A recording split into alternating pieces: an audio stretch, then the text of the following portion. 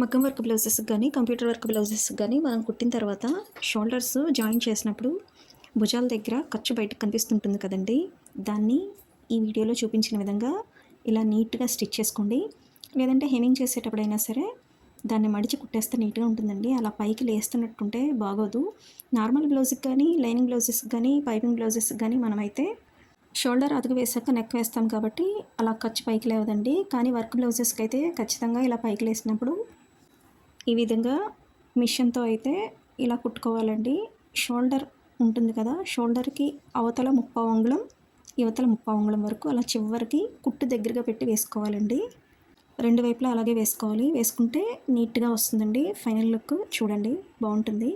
And ఇంకొక important విషయం ఏంటంటే, నాది ఇంకో ఛానల్ ఉందండి. దాంట్లో cooking, life style things, general topics కోసం ఆ ఛానల్ స్టార్ట్ చేశానండి. అదైతే సరిగ్గా రన్ చేయట్లేదు. ఒకసారి విజిట్ చేయండి. మీకు నచ్చితే సబ్స్క్రైబ్ చేయండి. కమ్యూనిటీలో లింక్ ఇస్తానండి.